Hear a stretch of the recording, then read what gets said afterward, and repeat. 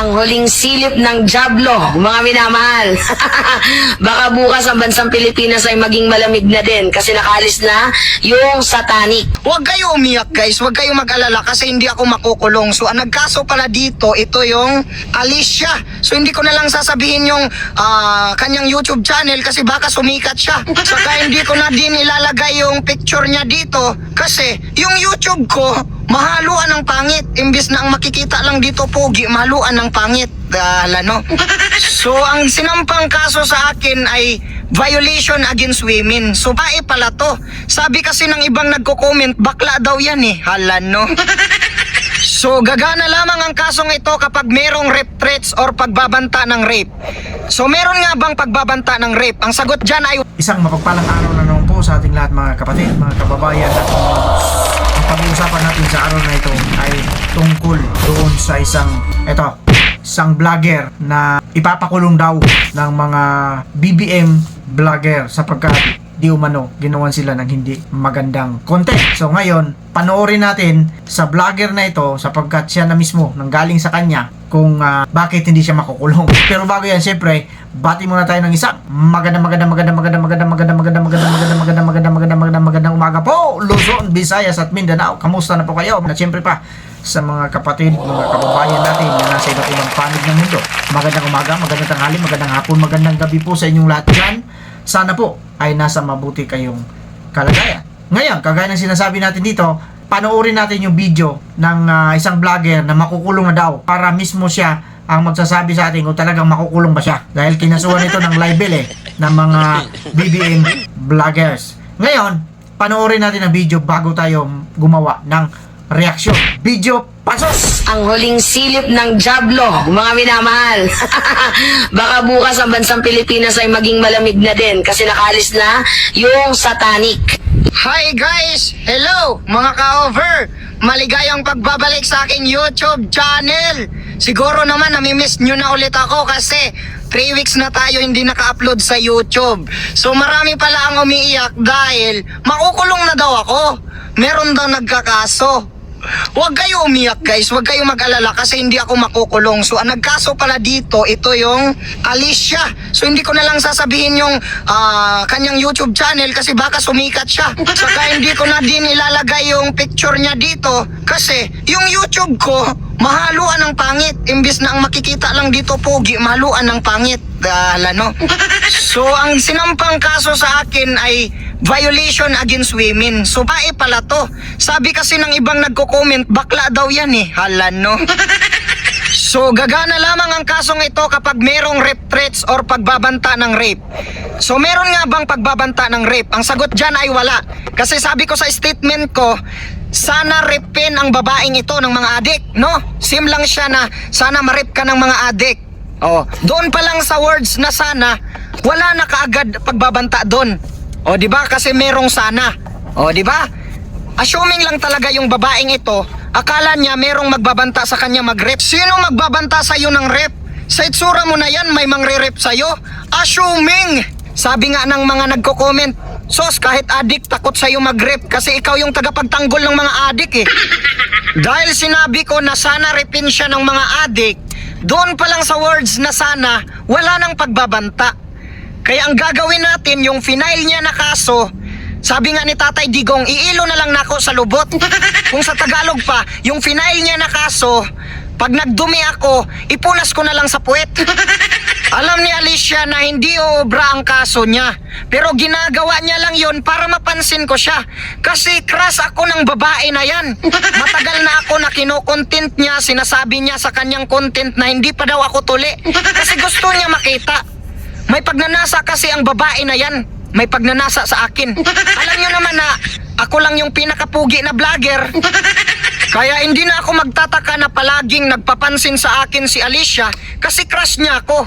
Hindi na ako magtataka kung crush ako ni Alicia kasi ako yung pinakapugi na vlogger dito sa YouTube. Saka hindi lang pugi, malakas pa ang appeal. Hala no, patutuya. Kaya wag kayong mag-alala mga Pilipino kasi hindi ako makukulong. Ang makukulong dito ay si Alicia. Kasi ito yung kopya ng pinail ko na kaso sa kanya nung nandun ako sa Maynila. Pasok siya dito sa cyber libel kasi direkta niyang pinagbintangan si Inday Sara Duterte. Binanggit niya talaga ang pangalan. Sabi niya, si Inday Sara Duterte daw ang nang-scam ng laptop sa DepEd. Pero ang totoo naman pala, sabi ni Senator Villanueva, yung congressman pala na pinagtatanggol niya ang totoong ng scam. So kapag sinabi natin na scammer si Bangag, hindi tayo pwedeng kasuhan kasi hindi natin binanggit ang tunay na pangalan. So ganyan katalino ang mga DDS. Ito si Alicia, direkta niyang pinangalanan si Sara Duterte na ng scam ng laptop, kaya pasok siya sa cyber libel case. No? Pangalawa, direkta niyang pinangalanan na si President Rodrigo Duterte ay drug lord. O, di ba? O, pasok siya sa cyber libel, malaki ang kanyang babayaran at matagal siyang makukulong dito. So, kapag sinabi ng mga DDS na bangag si Marcos, hindi pwedeng kasuhan kasi marami ang meaning ng bangag. At kapag sinabi naman ng mga DDS na nagpulburon si Marcos, hindi pwedeng kasuhan ang mga DDS dahil maraming meaning ang pulburon. So dahil ito si Alicia, direkta niya pinagbintangan si Presidente Duterte na drug lord, so may kaso siya na cyber libel dahil direkta niyang pinangalanan at pinagbintangan. So yung mga ebidensya pala na video na direktang pagbibintang ni Alicia kay President Duterte at kay Sara Duterte ay napasa ko na sa staff ni Inday Sara. So hintayin na lang natin ang pagkakulong ni Alicia. Yun na yun.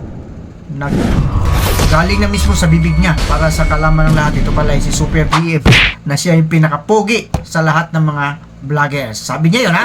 Ngayon, ito na yung sinasabi natin dito. Ito yung mga gawain ng mga iyakin ng mga vloggers na kapag ka bumanat sila, walang kapreno-preno. Pero pag sila binanatan, iiyak sila. Iiyak. Pupunta doon sa CIDG. Magsumbong para kasuhan ang mga taong nagre-react din sa kanilang mga video. Mga iyakin kasi kayo. O ngayon, ano na pala ninyo? Nabubulol ako talaga sa inyo eh. Kagaya ng sinabi natin dito, may papakulong nyo ba yan? Si Super DM.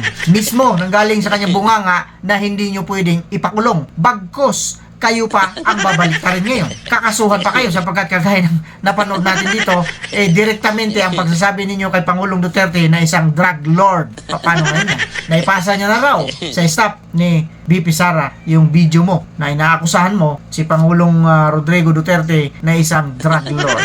Baka sa susunod dito, ikaw ang iyak. Ito ang hirap sa atin kasi dito. May problema na nga tayo sa pananalita natin. Kung makapagsalita pa tayo, akala nyo kung sino. Sa pananalita nyo pa lang, may diferensya na kayo. Tapos, kung manlait pa kayo ng tao, akala nyo kung sino. Mayroon pa kasama ito, yung isang lalaki. Akala mo kung sino magaling. Akala mo kung sinong antigas sa katawan. Ang tapang-tapang kung magsalita. Nai-content ko kahapon yun. Kung manlait, akala mo kung sino. Kung sinong gwapo. Dax naman. Paano na pag nakaharap mo kaya yung mga gwapo talaga? Ang dungis-dungis mo eh. Tignan eh. Kung manlait ka, ang dungis-dungis mo. Ngayon, bakit hindi nyo i-content ngayon ito? Itong ginawang content ni Super DM. I-content ninyo. I-DM nyo kaya si Super DM. I-DM ninyo. Pasinungalingan nyo yung kanyang mga sinasabi dyan sa video na ito. Baka kayong, ito number 1, iiyak dito yung lalaki. At saka itong babae, iiyak yan. Malakas ang loob kasi na magsumbong sa CIDG kasi alam nila, kakampi nila ang taga CIDG. Kayo na. Inyo na yung CIDG. Ninyo, lamunin ninyo. Damuho kayo. Isa lang ang napatunayan ko sa inyo, mga iyakin kayo. Ang gusto ninyo, kayo lang yung bumibira. Pero pag kayo nang binira, iyak na. Ganyan din mangyayari dito sa isang vlogger na ito. Yung kinontent ko kahapon. Hindi ko kilala ito eh.